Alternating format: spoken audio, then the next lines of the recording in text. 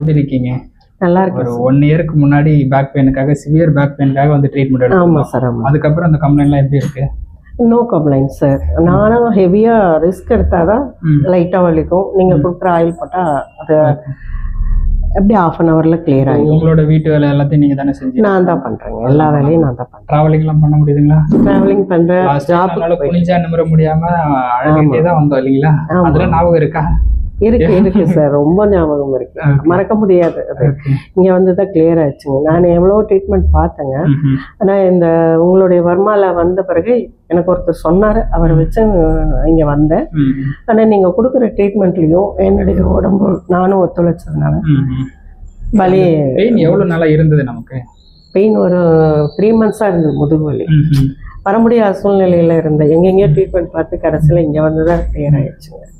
நல்லா இருக்கு. ஓகே, அந்த எக்ஸசைஸ்லாம் சொல்லி கொடுத்தாங்களே அதெல்லாம் ஃபாலோ பண்ணிட்டீங்களா? மறந்துட்டீங்களா? எக்ஸசைஸ் அது கொஞ்ச நாள் ஃபாலோ பண்ணேன். அதுக்கப்புறம் நம்ம ஜாப்ல இருக்கிறதுனால திரும்பி ஏதாவது ஒரு டைம் நான் ஞாபகம் வரும்போது பண்ணிட்டேன். ஓகே, அந்த எக்ஸசைஸையும் ஃபாலோ பண்ணிக்கங்க. ஃபியூச்சர்லயும் இந்த மாதிரி கம்ப்ளைண்ட் வராது. சரிங்களா? கண்டிப்பா. இப்போதைக்கு கால் வலிக்காக வந்திருக்கோம் இல்லைங்களா? இப்போ கால் வலிக்கு தட்ஸ் இதுக்கு முன்னாடி ஒரு 3 months முன்னாடி கூட வந்திருந்தேன். கால் வலிக்கு தான். ஆமா, அது லெஃப்ட் லெக்.